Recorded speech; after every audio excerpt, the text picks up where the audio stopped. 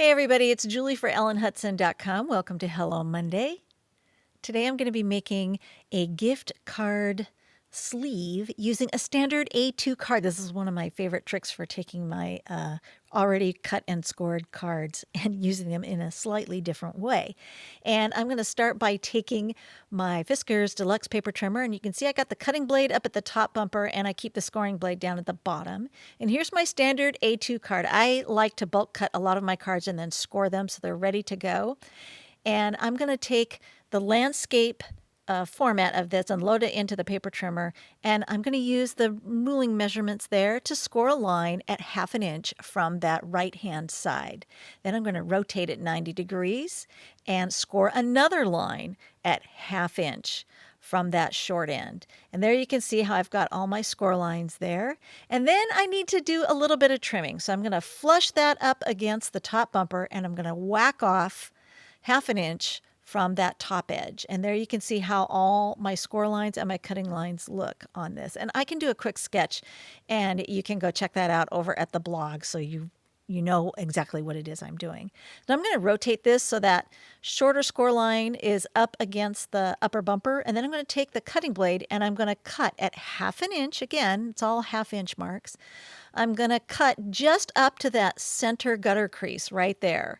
And then I'm going to stop because I don't want to go beyond that.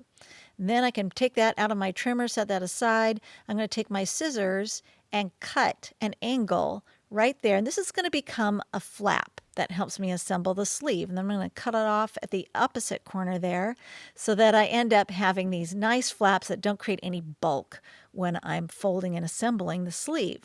So I'm going to grab my Teflon bone folder to crease those fold lines. I like to have them nice and sharply creased, and the Teflon bone folder does not leave a shine on the paper, so I love this thing.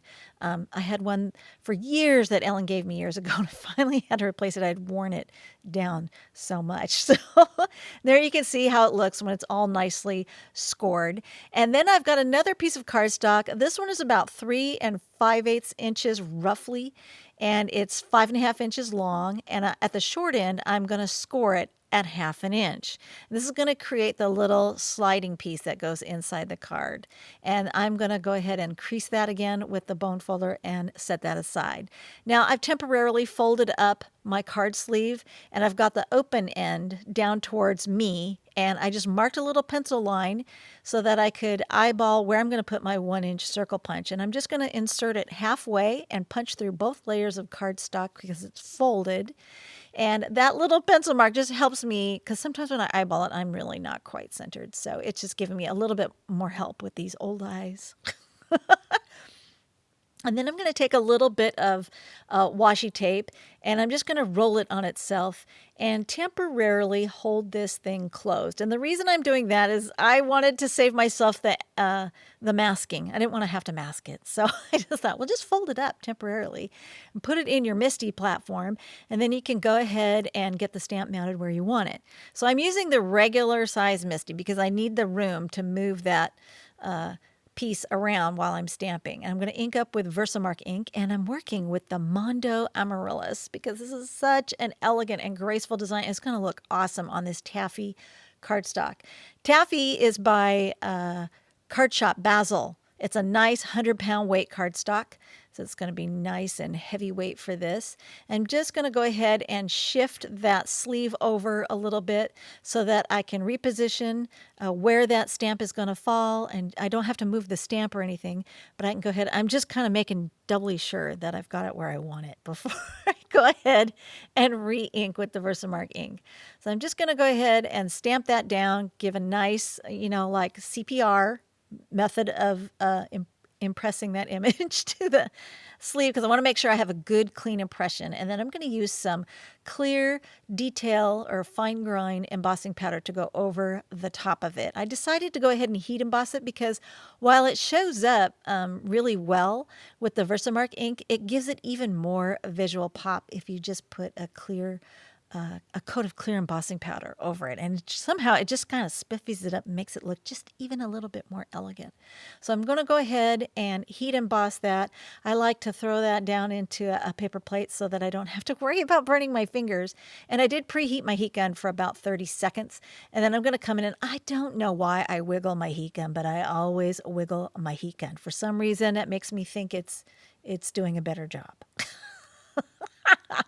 So once that's done and cool, there you can see what the design looks like, and it's time to start assembling. And I'm going to use some of that double-sided sticky tape, the Be Creative, and this is the 1/4 inch. You could use 1/8 inch. 1/2 inch is just a little bit too wide, I find, and it kind of overhangs outside the edges. So I'm just going to use the 1/4 inch tape and go ahead and just run that along those flaps there.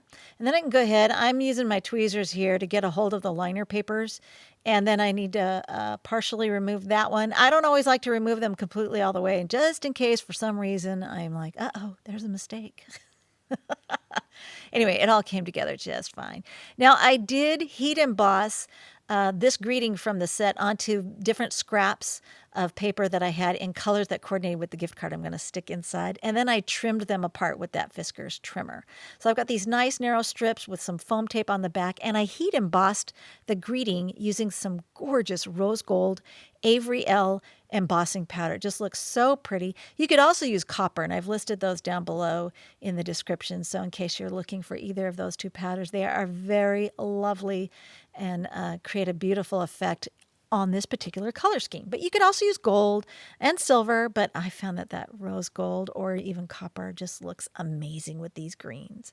So now I'm going to go ahead and get those mounted into place, and there's my card sleeve. Now, as I started to stick it in, I was like, oh my gosh, it is not narrow enough. It needs to have like a little sliver trimmed off. And that's the great thing about using that Fiskars paper trimmer is you can do little super skinny strips. And then once I'm sure that, yeah, that's sliding, it's as snug as I want it and as loose as I want it. It's not going to fall out, but it's also loose enough that I can easily insert it. So now this is the gift card. I'm a Starbucks gift card collector. I know. I collect hundreds of these things.